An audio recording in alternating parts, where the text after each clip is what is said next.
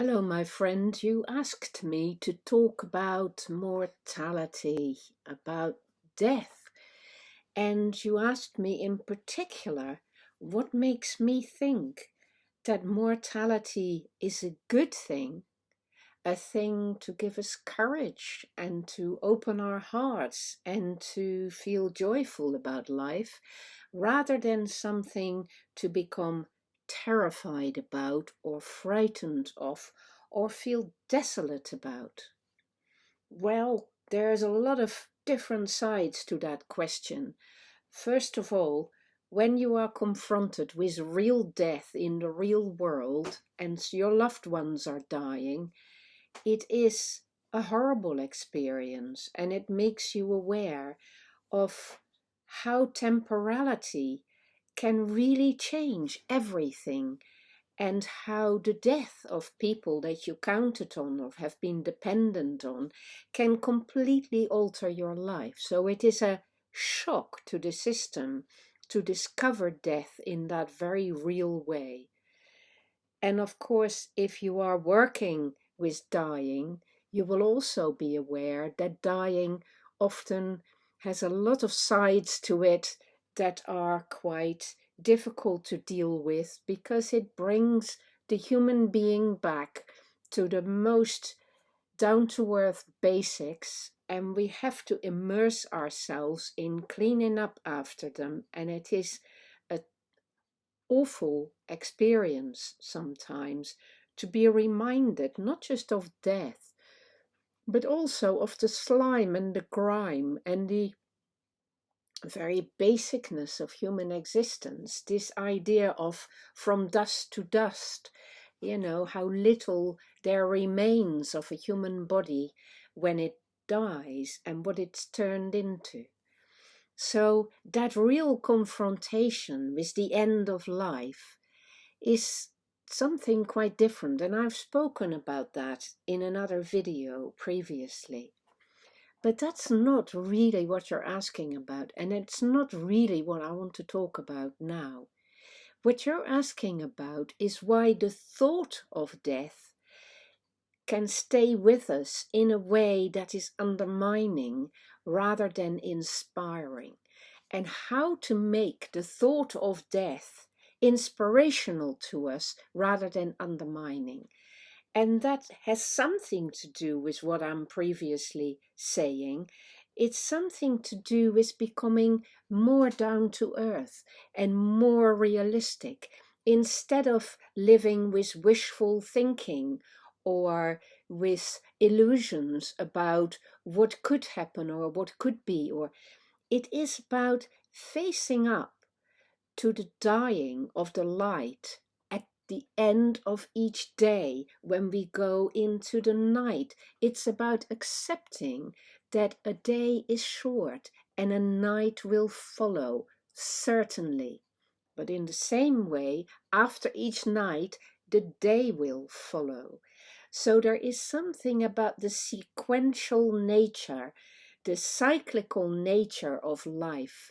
When we accept the negatives, when we accept temporality, when we accept death, when we accept that things end and change, are insecure, non-permanent, when we accept to work with the flow of time, then something new comes into our lives, because we begin to have an awareness of the ending even as we are beginning.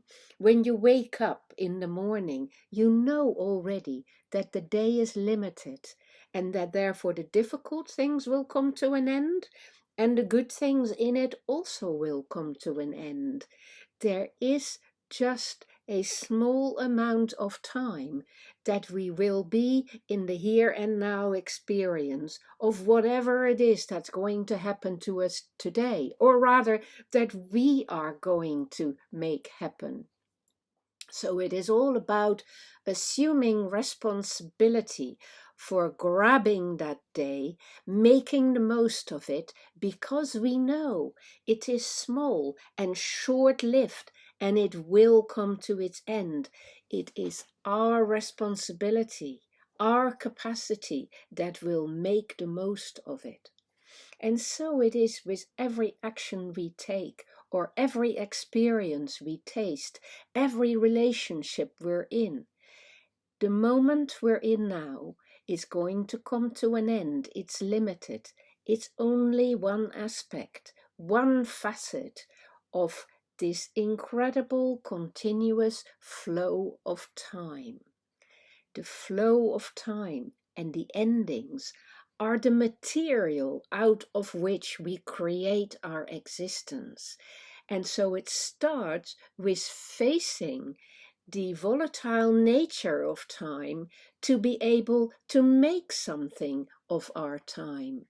It starts with that, but it doesn't end with it, because it really is about beginning to use time and the limits of our own existence as a kind of clay out of which we shape our experience and out of which we fully come to life.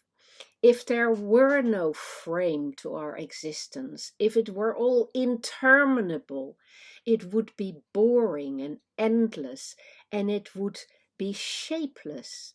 It is the fact that this flow is cyclical and predictable, has beginnings and endings, that allows us to take those shapes and fashion them into something worth having. In that same way, I fully appreciate that most of my life is behind me, and there's only very little bit of life ahead of me still, and I don't have any idea how long that bit will be.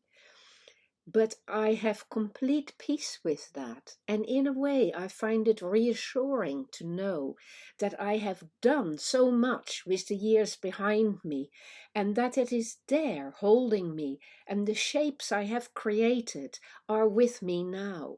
They don't go away, they're part of me, and they enable me to trust that I can make something good from this next moment, that I can create something worth having in this day, and if I'm given a tomorrow, also with my tomorrow. And that is sufficient for me. It is sufficient for me to have learned that I am privileged to use my consciousness to grab the time and the space that come together in my little sphere, and to make it into something powerful, alive, worth having, and worth passing on. And that is the preciousness of time in all its limitations. And death is very much part and parcel of it, because those paradoxes of life and death together fashion these moments of time that we can make shine, or we can just let pass by without grabbing them and without doing anything with them. It is the endings and the finality of it all that make us aware that that is important. I hope you get a little bit of the meaning I'm trying to express about this, my friend.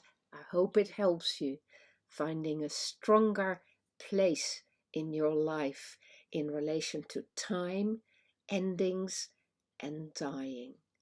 Take good care of your time and be well.